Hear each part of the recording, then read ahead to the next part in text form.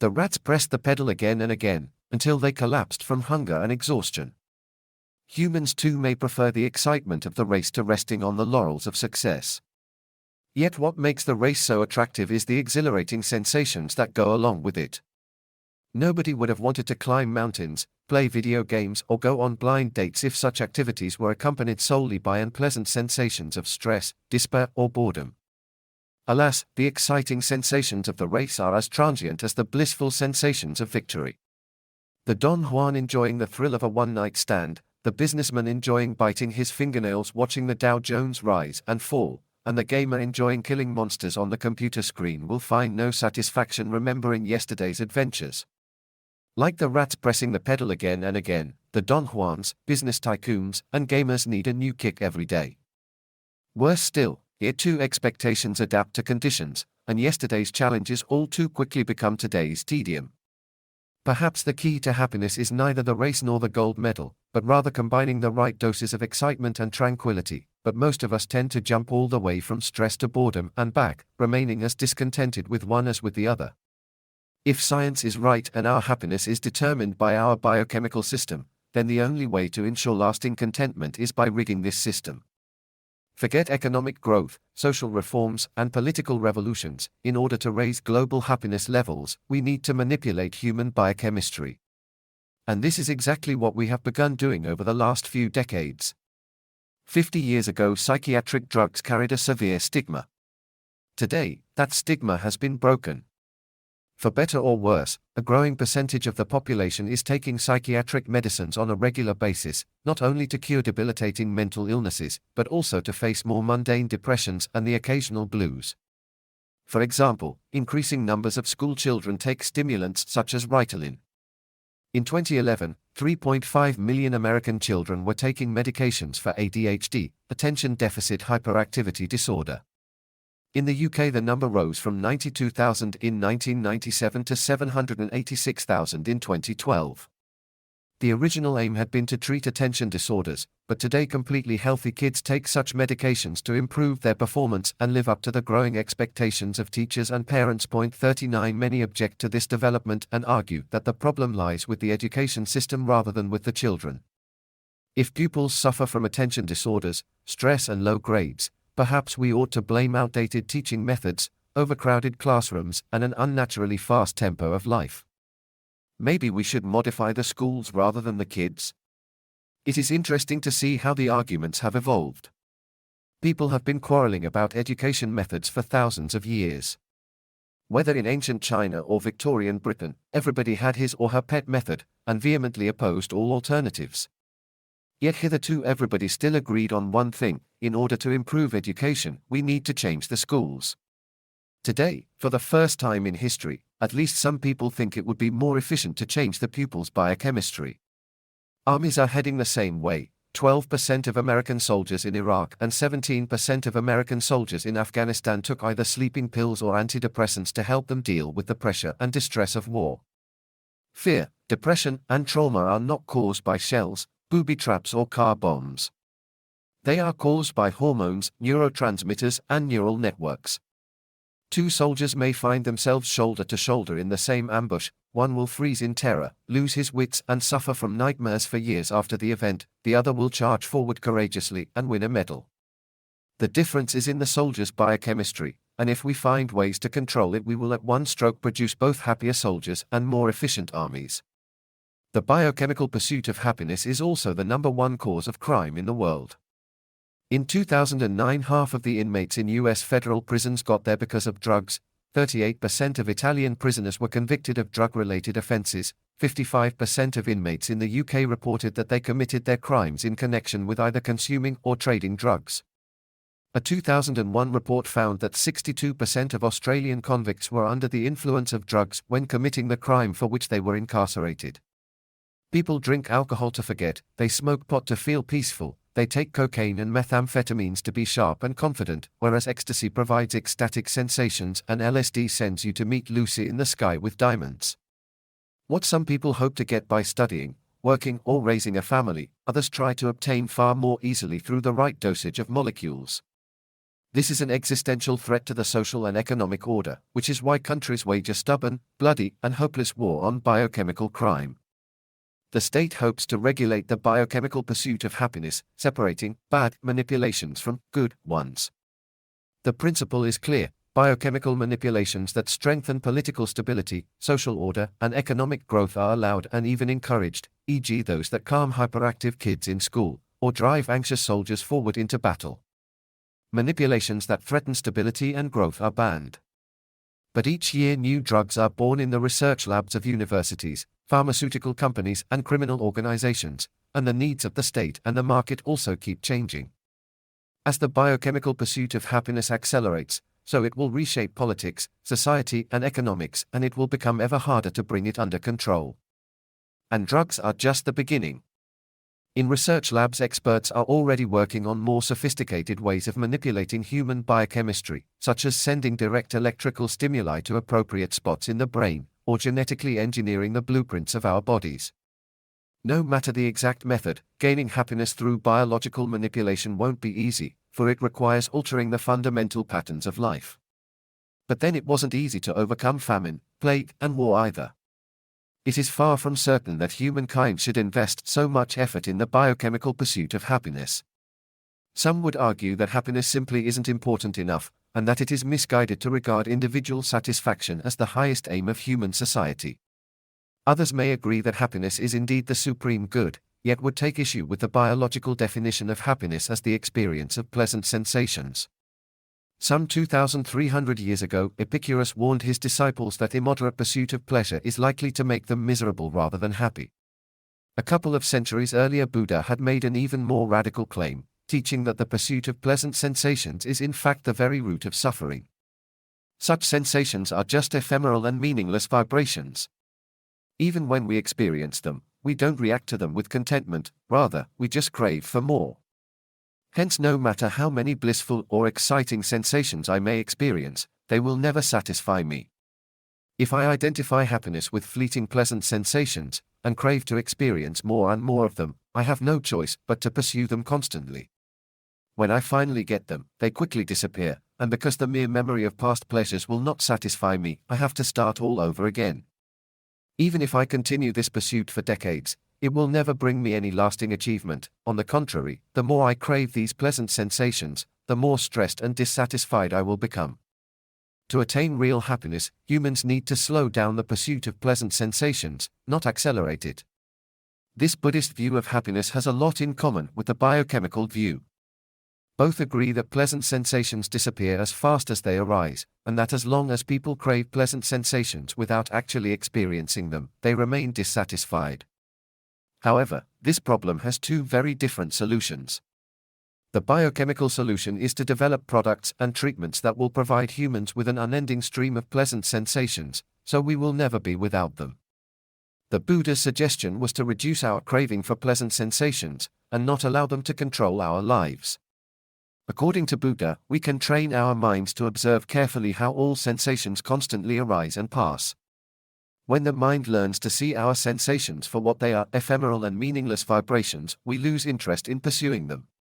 For what is the point of running after something that disappears as fast as it arises? At present, humankind has far greater interest in the biochemical solution.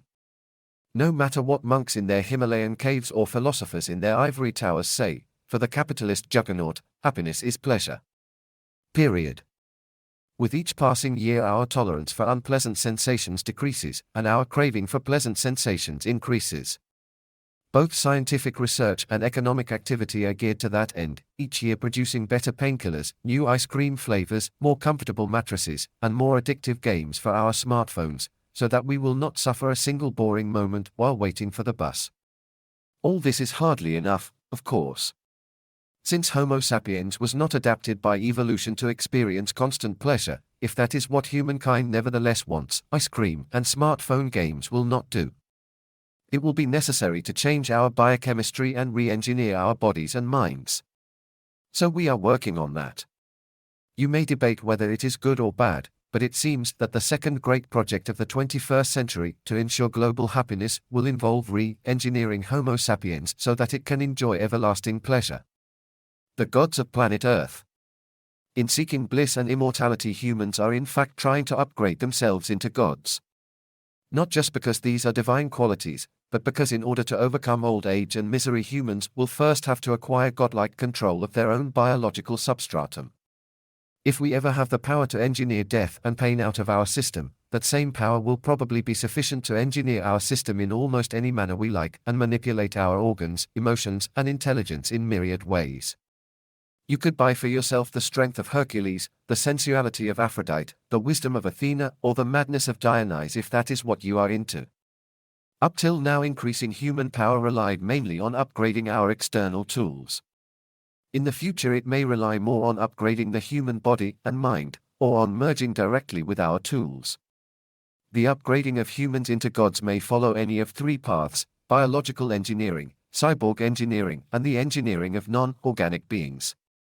Biological engineering starts with the insight that we are far from realizing the full potential of organic bodies. For 4 billion years, natural selection has been tweaking and tinkering with these bodies, so that we have gone from amoeba to reptiles to mammals to sapiens. Yet there is no reason to think that sapiens is the last station. Relatively small changes in genes, hormones, and neurons were enough to transform Homo erectus, who could produce nothing more impressive than flint knives, into Homo sapiens, who produces spaceships and computers. Who knows what might be the outcome of a few more changes to our DNA, hormonal system, or brain structure. Bioengineering is not going to wait patiently for natural selection to work its magic.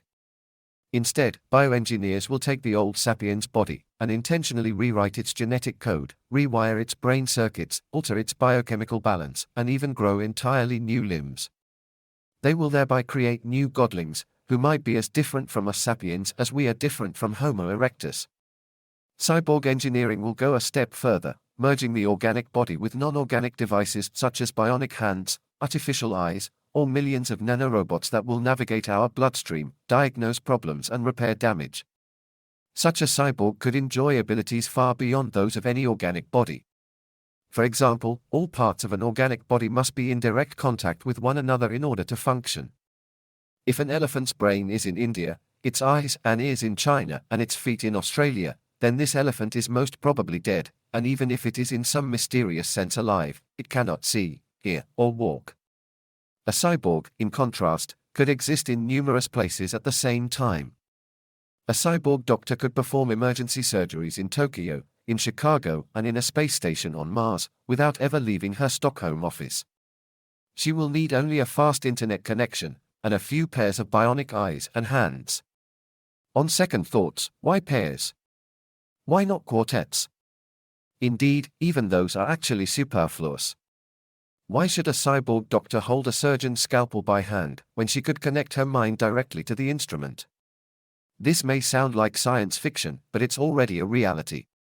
Monkeys have recently learned to control bionic hands and feet disconnected from their bodies, through electrodes implanted in their brains. Paralyzed patients are able to move bionic limbs or operate computers by the power of thought alone. If you wish, you can already remote control electric devices in your house using an electric, mind-reading helmet. The helmet requires no brain implants. It functions by reading the electric signals passing through your scalp. If you want to turn on the light in the kitchen, you just wear the helmet, imagine some pre-programmed mental sign, e.g. imagine your right hand moving, and the switch turns on. You can buy such helmets online for a mere $400.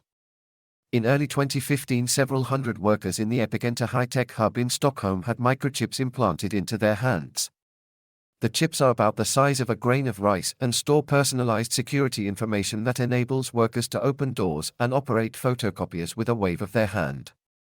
Soon they hope to make payments in the same way. One of the people behind the initiative, Hannes Schoblad, explained that we already interact with technology all the time. Today it's a bit messy. We need PIN codes and passwords. Wouldn't it be easy to just touch with your hand? Yet even cyborg engineering is relatively conservative, inasmuch as it assumes that organic brains will go on being the command and control centers of life. A bolder approach dispenses with organic parts altogether and hopes to engineer completely non-organic beings. Neural networks will be replaced by intelligent software which could surf both the virtual and non-virtual worlds, free from the limitations of organic chemistry.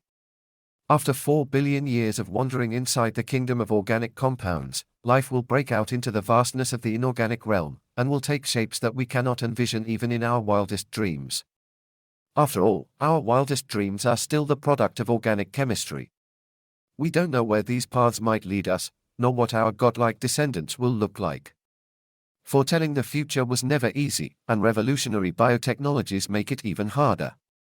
For as difficult as it is to predict the impact of new technologies in fields like transportation, communication, and energy, technologies for upgrading humans pose a completely different kind of challenge. Since they can be used to transform human minds and desires, people possessing present-day minds and desires by definition cannot fathom their implications. For thousands of years history was full of technological, economic, social, and political upheavals. Yet one thing remained constant: humanity itself. Our tools and institutions are very different from those of biblical times, but the deep structures of the human mind remain the same. This is why we can still find ourselves between the pages of the Bible, in the writings of Confucius, or within the tragedies of Sophocles and Euripides. These classics were created by humans just like us, hence we feel that they talk about us. In modern theatre productions, Oedipus, Hamlet, and Othello may wear jeans and t-shirts and have Facebook accounts, but their emotional conflicts are the same as in the original play. However, once technology enables us to re-engineer human minds, Homo sapiens will disappear, human history will come to an end, and a completely new kind of process will begin, which people like you and me cannot comprehend. Many scholars try to predict how the world will look in the year 2100 or 2200. This is a waste of time. Any worthwhile prediction must take into account the ability to re-engineer human minds, and this is impossible. There are many wise answers to the question, what would people with minds like ours do with biotechnology? Yet there are no good answers to the question, what would beings with a different kind of mind do with biotechnology? All we can say is that people similar to us are likely to use biotechnology to re-engineer their own minds, and our present-day minds cannot grasp what might happen next. Though the details are therefore obscure, we can nevertheless be sure about the general direction of history.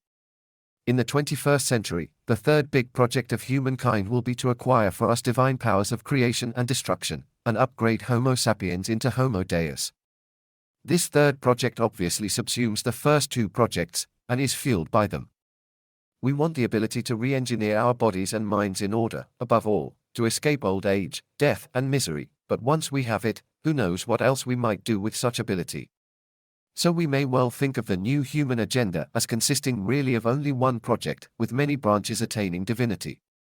If this sounds unscientific or downright eccentric, it is because people often misunderstand the meaning of divinity. Divinity isn't a vague metaphysical quality. And it isn't the same as omnipotence. When speaking of upgrading humans into gods, think more in terms of Greek gods or Hindu devas rather than the omnipotent biblical Sky Father. Our descendants would still have their foibles, kinks and limitations, just as Zeus and Indra had theirs. But they could love, hate, create and destroy on a much grander scale than us. Throughout history most gods were believed to enjoy not omnipotence but rather specific super-abilities such as the ability to design and create living beings, to transform their own bodies, to control the environment and the weather, to read minds and to communicate at a distance, to travel at very high speeds, and of course to escape death and live indefinitely. Humans are in the business of acquiring all these abilities, and then some. Certain traditional abilities that were considered divine for many millennia have today become so commonplace that we hardly think about them. The average person now moves and communicates across distances much more easily than the Greek, Hindu, or African gods of old. For example, the Igbo people of Nigeria believe that the creator god Chukwu initially wanted to make people immortal. He sent a dog to tell humans that when someone dies, they should sprinkle ashes on the corpse, and the body will come back to life. Unfortunately, the dog was tired and he dallied on the way. The impatient Chukwu then sent a sheep, telling her to make haste with this important message. Alas, when the breathless sheep reached her destination, she garbled the instructions, and told the humans to bury their dead, thus making death permanent. This is why to this day, we humans must die. If only Chukwu had a Twitter account instead of relying on laggard dogs and dim-witted sheep to deliver his messages. In ancient agricultural societies, most religions revolved not around metaphysical questions and the afterlife, but around the very mundane issue of increasing agricultural output. Thus the Old Testament God never promises any rewards or punishments after death. He instead tells the people of Israel that, if you carefully observe the commands that I'm giving you, then I will send rain on the land in its season, and you'll gather grain, wine, and oil. I will provide grass in the fields for your livestock, and you'll eat and be satisfied. Be careful. Otherwise, your hearts will deceive you and you will turn away to serve other gods and worship them. The wrath of God will burn against you so that he will restrain the heavens and it won't rain. The ground won't yield its produce and you'll be swiftly destroyed from the good land that the Lord is about to give you. Deuteronomy 11 verses 13 to 17. Scientists today can do much better than the Old Testament God. Thanks to artificial fertilizers, industrial insecticides and genetically modified crops, agricultural production nowadays outstrips the highest expectations ancient farmers had of their gods. And the parched state of Israel no longer fears that some angry deity will restrain the heavens and stop all rain, for the Israelis have recently built a huge desalination plant on the shores of the Mediterranean, so they can now get all their drinking water from the sea. So far we have competed with the gods of old by creating better and better tools. In the not-too-distant future, we might create superhumans who will outstrip the ancient gods not in their tools, but in their bodily and mental faculties. If and when we get there, however, divinity will become as mundane as cyberspace, a wonder of wonders that we just take for granted. We can be quite certain that humans will make a bid for divinity, because humans have many reasons to desire such an upgrade, and many ways to achieve it. Even if one promising path turns out to be a dead end, alternative routes will remain open. For example, we may discover that the human genome is far too complicated for serious manipulation, but this will not prevent the development of brain-computer interfaces, nanorobots, or artificial intelligence. No need to panic, though. At least not immediately. Upgrading Sapiens will be a gradual historical process rather than a Hollywood apocalypse. Homo sapiens is not going to be exterminated by a robot revolt. Rather, Homo sapiens is likely to upgrade itself step by step, merging with robots and computers in the process, until our descendants will look back and realize that they are no longer the kind of animal that wrote the Bible, built the Great Wall of China and laughed at Charlie Chaplin's antics. This will not happen in a day, or a year. Indeed, it is already happening right now, through innumerable mundane actions. Every day millions of people decide to grant their smartphone a bit more control over their lives or try a new and more effective antidepressant drug. In pursuit of health, happiness, and power, humans will gradually change first one of their features and then another, until they will no longer be human. Can someone please hit the brakes? Calm explanations aside, many people panic when they hear of such possibilities. They are happy to follow the advice of their smartphones or to take whatever drug the doctor prescribes, but when they hear of upgraded superhumans, they say, "I hope I will be dead before that happens." A friend once told me that what she fears most about growing old is becoming irrelevant, turning into a nostalgic old woman who cannot understand the world around her, or contribute much to it. This is what we fear collectively, as a species, when we hear of superhumans. We sense that in such a world, our identity, our dreams, and even our fears will be irrelevant, and we will have nothing more to contribute. Whatever you are today, be it a devout Hindu cricket player or an aspiring lesbian journalist, in an upgraded world you will feel like a Neanderthal hunter in Wall Street. You won't belong. The Neanderthals didn't have to worry about the Nasdaq, since they were shielded from it by tens of thousands of years. Nowadays, however, our world of meaning might collapse within decades. You cannot count on death to save you from becoming completely irrelevant. Even if gods don't walk our streets by 2100, the attempt to upgrade Homo sapiens is likely to change the world beyond recognition in this century. Scientific research and technological developments are moving at a far faster rate than most of us can grasp. If you speak with the experts, many of them will tell you that we are still very far away from genetically engineered babies or human-level artificial intelligence. But most experts think on a timescale of academic grants and college jobs. Hence, very far away may mean 20 years, and never may denote no more than 50. I still remember the day I first came across the internet. It was back in 1993, when I was in high school. I went with a couple of buddies to visit our friend Ido, who is now a computer scientist. We wanted to play table tennis. Ido was already a huge computer fan, and before opening the ping-pong table he insisted on showing us the latest wonder. He connected the phone cable to his computer and pressed some keys. For a minute all we could hear were squeaks, shrieks and buzzes, and then silence. It didn't succeed. We mumbled and grumbled, but Ido tried again. And again. And again. At last he gave a whoop and announced that he had managed to connect his computer to the central computer at the nearby university. And what's there, on the central computer, we asked. Well, he admitted, there's nothing there yet. But you could put all kinds of things there. Like what? We questioned. I don't know, he said, all kinds of things. It didn't sound very promising.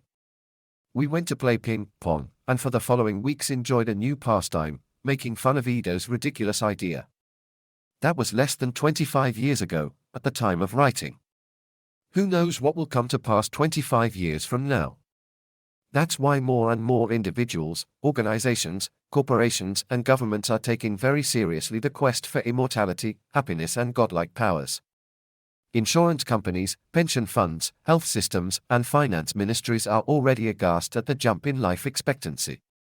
People are living much longer than expected, and there is not enough money to pay for their pensions and medical treatment. As 70 threatens to become the new 40, experts are calling to raise the retirement age, and to restructure the entire job market. When people realize how fast we are rushing towards the great unknown, and that they cannot count even on death to shield them from it, their reaction is to hope that somebody will hit the brakes and slow us down. But we cannot hit the brakes, for several reasons. Firstly, nobody knows where the brakes are. While some experts are familiar with developments in one field, such as artificial intelligence, nanotechnology, big data, or genetics, no one is an expert on everything. No one is therefore capable of connecting all the dots and seeing the full picture. Different fields influence one another in such intricate ways that even the best minds cannot fathom how breakthroughs in artificial intelligence might impact nanotechnology, or vice versa. Nobody can absorb all the latest scientific discoveries, nobody can predict how the global economy will look in 10 years, and nobody has a clue where we are heading in such a rush. Since no one understands the system anymore, no one can stop it. Secondly, if we somehow succeed in hitting the brakes, our economy will collapse, along with our society. As explained in a later chapter, the modern economy needs constant and indefinite growth in order to survive. If growth ever stops, the economy won't settle down to some cozy equilibrium, it will fall to pieces. That's why capitalism encourages us to seek immortality, happiness, and divinity. There's a limit to how many shoes we can wear, how many cars we can drive, and how many skiing holidays we can enjoy. An economy built on everlasting growth needs endless projects, just like the quests for immortality, bliss, and divinity. Well, if we need limitless projects, why not settle for bliss and immortality, and at least put aside the frightening quest for superhuman powers? Because it is inextricable from the other two. When you develop bionic legs that enable paraplegics to walk again, you can also use the same technology to upgrade healthy people. When you discover how to stop memory loss among older people, the same treatments might enhance the memory of the young. No clear line separates healing from upgrading. Medicine almost always begins by saving people from falling below the norm, but the same tools and know-how can then be used to surpass the norm. Viagra began life as a treatment for blood pressure problems. To the surprise and delight of Pfizer, it transpired that Viagra can also cure impotence. It enabled millions of men to regain normal sexual abilities, but soon enough men who had no impotence problems in the first place began using the same pill to surpass the norm and acquire sexual powers they never had before. What happens to particular drugs can also happen to entire fields of medicine. Modern plastic surgery was born in the First World War, when Harold Gillis began treating facial injuries in the Aldershot Military Hospital. 46 When the war was over, surgeons discovered that the same techniques could also turn perfectly healthy but ugly noses into more beautiful specimens. Though plastic surgery continued to help the sick and wounded, it devoted increasing attention to upgrading the healthy. Nowadays plastic surgeons make millions in private clinics whose explicit and sole aim is to upgrade the healthy and beautify the wealthy. The same might happen with genetic engineering. If a billionaire openly stated that he intended to engineer super-smart offspring, imagine the public outcry. But it won't happen like that. We are more likely to slide down a slippery slope. It begins with parents whose genetic profile puts their children at high risk of deadly genetic diseases. So they perform in vitro fertilization and test the DNA of the fertilized egg. If everything is in order, all well and good. But if the DNA test discovers the dreaded mutations, the embryo is destroyed. Yet why take a chance by fertilizing just one egg? Better fertilize several, so that even if 3 or 4 are defective, there is at least one good embryo. When this in vitro selection procedure becomes acceptable and cheap enough, its usage may spread. Mutations are a ubiquitous risk. All people carry in their DNA some harmful mutations and less than optimal alleles. Sexual reproduction is a lottery. A famous and probably apocryphal anecdote tells of a meeting in 1923 between Nobel Prize laureate Anatole France and the beautiful and talented dancer Isadora Duncan. Discussing the then popular eugenics movement, Duncan said, "Just imagine a child with my beauty and your brains." France responded, "Yes, but imagine a child with my beauty and your brains." Well then, why not rig the lottery? Fertilize several eggs and choose the one with the best combination. Once stem cell research enables us to create an unlimited supply of human embryos on the cheap, you can select your optimal baby from among hundreds of candidates, all carrying your DNA, all perfectly natural, and none requiring any futuristic genetic engineering. Iterate this procedure for a few generations, and you could easily end up with superhumans, or a creepy dystopia. But what if after fertilizing even numerous eggs, you find that all of them contain some deadly mutations? Should you destroy all the embryos? Instead of doing that, why not replace the problematic genes? A breakthrough case involves mitochondrial DNA. Mitochondria are tiny organelles within human cells, which produce the energy used by the cell. They have their own set of genes, which is completely separate from the DNA in the cell's nucleus. Defective mitochondrial DNA leads to various debilitating or even deadly diseases. It is technically feasible with current in vitro technology to overcome mitochondrial genetic diseases by creating a 3-parent baby. The baby's nuclear DNA comes from 2 parents, while the mitochondrial DNA comes from a 3rd person. In 2000, Sharon Sorinen from West Bloomfield, Michigan, gave birth to a healthy baby girl, Alana. Alana's nuclear DNA came from her mother, Sharon, and her father, Paul, but her mitochondrial DNA came from another woman. From a purely technical perspective, Alana has 3 biological parents. A year later, in 2001, the US government banned this treatment due to safety and ethical concerns. However, on the 3rd of February 2015, the British Parliament voted in favour of the so-called 3-parent embryo law, allowing this treatment and related research in the UK. 49. At present it is technically unfeasible and illegal to replace nuclear DNA, but if and when the technical difficulties are solved, the same logic that favoured the replacement of defective mitochondrial DNA would seem to warrant doing the same with nuclear DNA. Following selection and replacement, the next potential step is amendment. Once it becomes possible to amend deadly genes, why go through the hassle of inserting some foreign DNA, when you can just rewrite the code and turn a dangerous mutant gene into its benign version? Then we might start using the same mechanism to fix not just lethal genes, but also those responsible for less deadly illnesses, for autism, for stupidity, and for obesity. Who would like his or her child to suffer from any of these? Suppose a genetic test indicates that your would-be daughter will in all likelihood be smart, beautiful, and kind, but will suffer from chronic depression. Wouldn't you want to save her from years of misery by a quick and painless intervention in the test tube?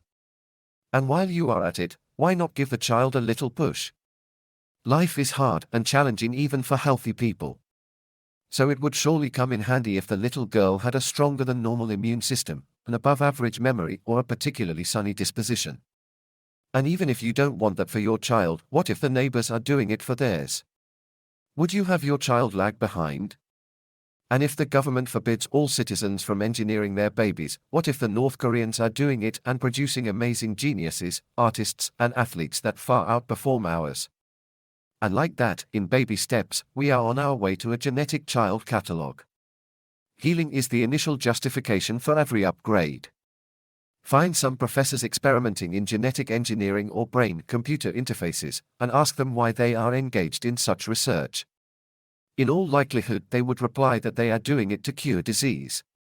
With the help of genetic engineering, they would explain, we could defeat cancer. And if we could connect brains and computers directly, we could cure schizophrenia. Maybe, but it will surely not end there. When we successfully connect brains and computers, will we use this technology only to cure schizophrenia? If anybody really believes this, then they may know a great deal about brains and computers, but far less about the human psyche and human society.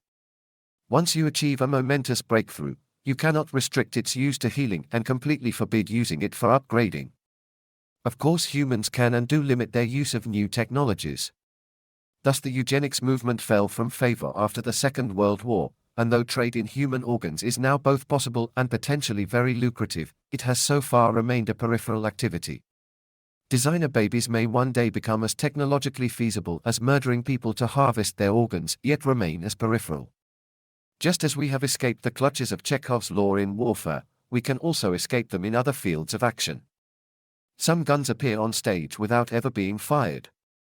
This is why it is so vital to think about humanity's new agenda.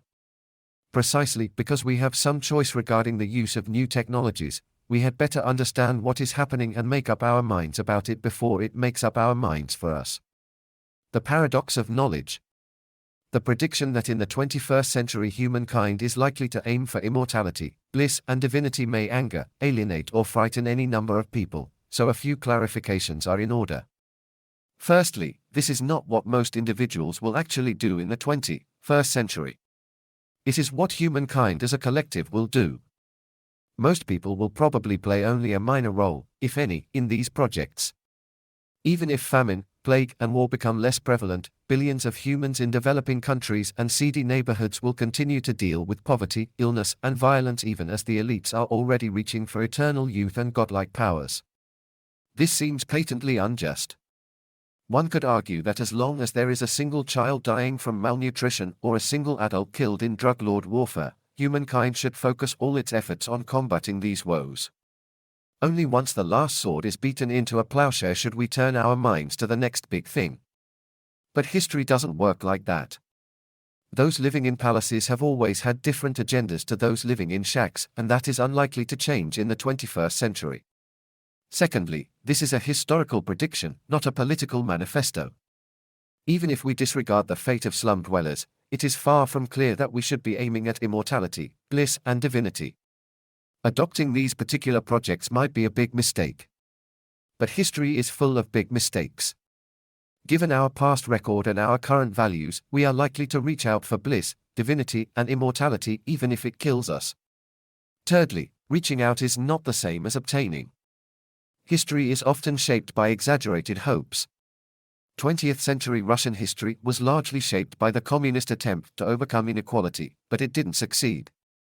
My prediction is focused on what humankind will try to achieve in the 21st century, not what it will succeed in achieving. Our future economy, society, and politics will be shaped by the attempt to overcome death. It does not follow that in 2100 humans will be immortal. Fourthly, and most importantly, this prediction is less of a prophecy and more a way of discussing our present choices. If the discussion makes us choose differently, so that the prediction is proven wrong, all the better. What's the point of making predictions if they cannot change anything? Some complex systems, such as the weather, are oblivious to our predictions. The process of human development, in contrast, reacts to them. Indeed, the better our forecasts, the more reactions they engender. Hence, paradoxically, as we accumulate more data and increase our computing power, events become wilder and more unexpected. The more we know, the less we can predict. Imagine, for example, that one day experts decipher the basic laws of the economy.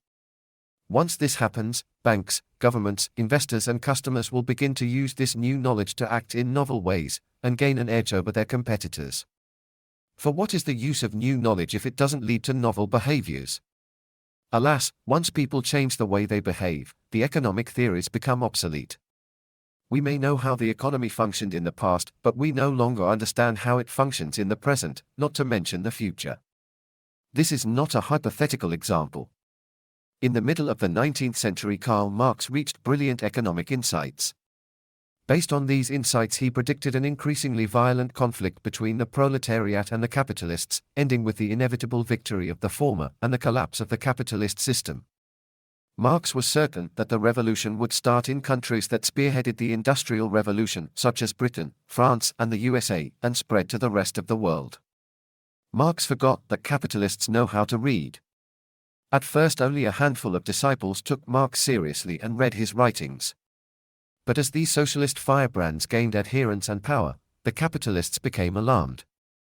They too perused Das Kapital, adopting many of the tools and insights of Marxist analysis. In the 20th century, everybody from street urchins to presidents embraced a Marxist approach to economics and history. Even die-hard capitalists who vehemently resisted the Marxist prognosis still made use of the Marxist diagnosis. When the CIA analyzed the situation in Vietnam or Chile in the 1960s, it divided society into classes. When Nixon or Thatcher looked at the globe, they asked themselves who controls the vital means of production. From 1989 to 1991, George Bush oversaw the demise of the evil empire of communism, only to be defeated in the 1992 elections by Bill Clinton. Clinton's winning campaign strategy was summarized in the motto, "It's the economy, stupid." Marx could not have said it better. As people adopted the Marxist diagnosis, they changed their behavior accordingly. Capitalists in countries such as Britain and France strove to better the lot of the workers, strengthen their national consciousness, and integrate them into the political system. Consequently, when workers began voting in elections and labor gained power in one country after another, the capitalists could still sleep soundly in their beds. As a result, Marx's predictions came to naught. Communist revolutions never engulfed the leading industrial powers such as Britain, France, and the USA, and the dictatorship of the proletariat was consigned to the dustbin of history. This is the paradox of historical knowledge. Knowledge that does not change behavior is useless. But knowledge that changes behavior quickly loses its relevance. The more data we have and the better we understand history, the faster history alters its course, and the faster our knowledge becomes outdated. Centuries ago, human knowledge increased slowly, so politics and economics changed at a leisurely pace too. Today our knowledge is increasing at breakneck speed, and theoretically we should understand the world better and better. But the very opposite is happening. Our new-found knowledge leads to faster economic, social, and political changes. In an attempt to understand what is happening, we accelerate the accumulation of knowledge, which leads only to faster and greater upheavals. Consequently, we are less and less able to make sense of the present or forecast the future. In 1016, it was relatively easy to predict how Europe would look in 1050. Sure, dynasties might fall, unknown raiders might invade, and natural disasters might strike. Yet it was clear that in 1050 Europe would still be ruled by kings and priests, that it would be an agricultural society, that most of its inhabitants would be peasants, and that it would continue to suffer greatly from famines, plagues, and wars. In contrast, in 2016 we have no idea how Europe will look in 2050. We cannot say what kind of political system it will have, how its job market will be structured, or even what kind of bodies its inhabitants will possess. A brief history of lawns. If history doesn't follow any stable rules, and if we cannot predict its future course, why study it? It often seems that the chief aim of science is to predict the future. Meteorologists are expected to forecast whether tomorrow will bring rain or sunshine. Economists should know whether devaluing the currency will avert or precipitate an economic crisis. Good doctors foresee whether chemotherapy or radiation therapy will be more successful in curing lung cancer.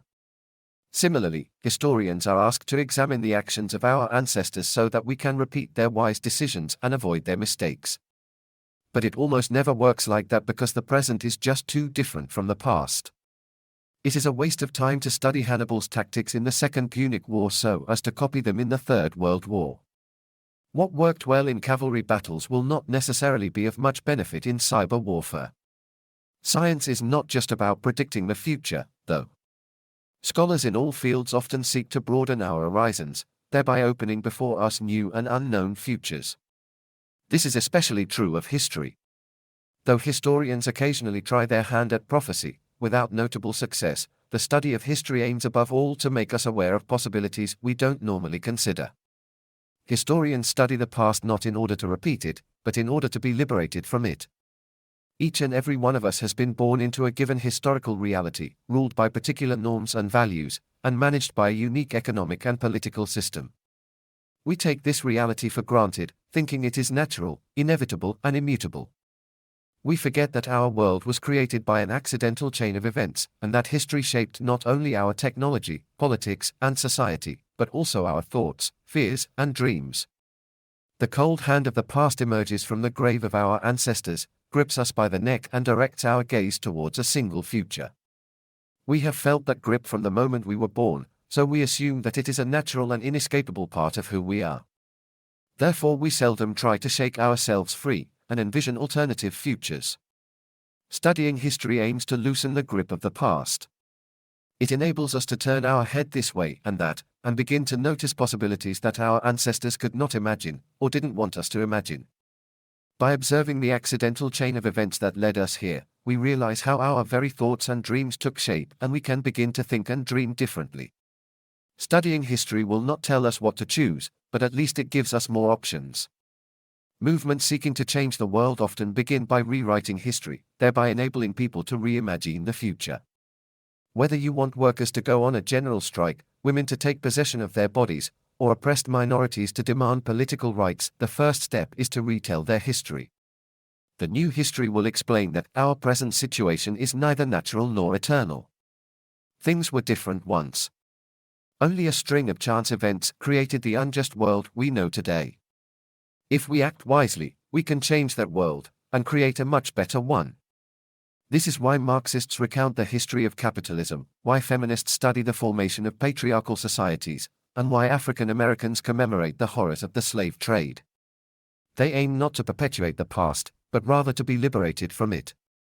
What's true of grand social revolutions is equally true at the micro level of everyday life. A young couple building a new home for themselves may ask the architect for a nice lawn in the front yard. Why a lawn?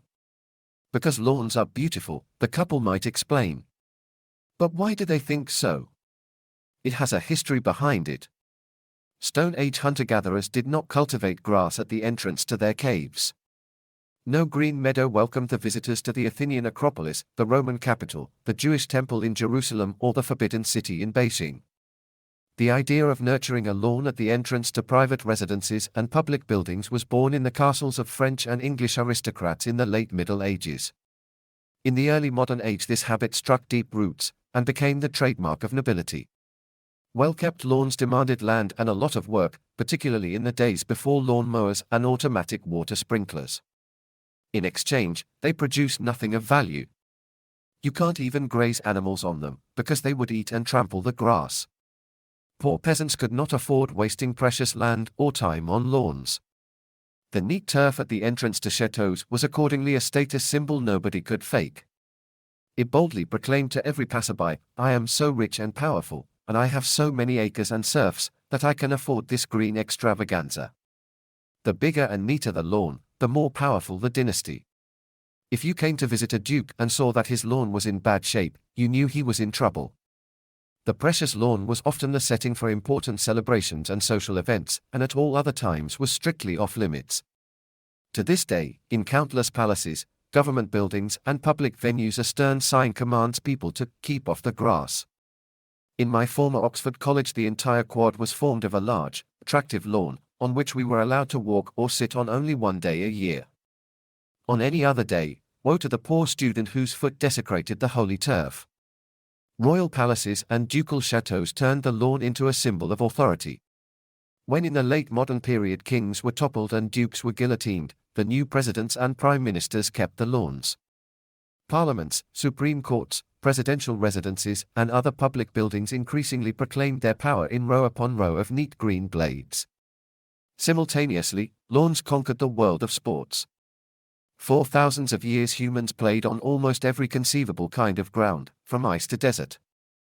Yet in the last 2 centuries, the really important games such as football and tennis are played on lawns. Provided, of course, you have money. In the favelas of Rio de Janeiro the future generation of Brazilian football is kicking makeshift balls over sand and dirt. But in the wealthy suburbs, the sons of the rich are enjoying themselves over meticulously kept lawns. Humans thereby came to identify lawns with political power, social status, and economic wealth. No wonder that in the 19th century the rising bourgeoisie enthusiastically adopted the lawn.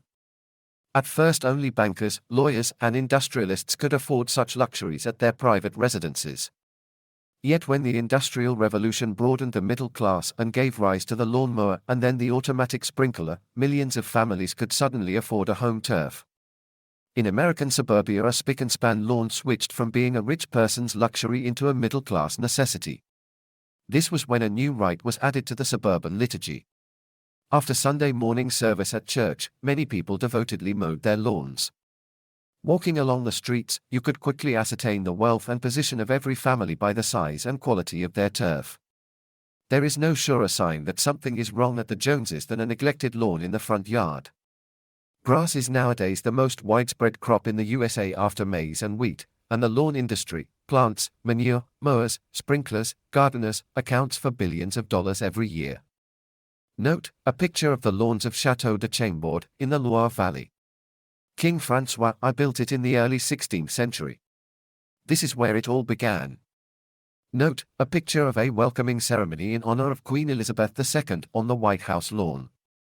Note, a picture of Mario Götze scores the decisive goal, giving Germany the World Cup in 2014 on the Maracana lawn. Note, an image of petit bourgeois paradise. The lawn did not remain solely a European or American craze. Even people who have never visited the Loire Valley see US presidents giving speeches on the White House lawn, important football games played out in green stadiums, and Homer and Bart Simpson quarreling about whose turn it is to mow the grass. People all over the globe associate lawns with power, money, and prestige.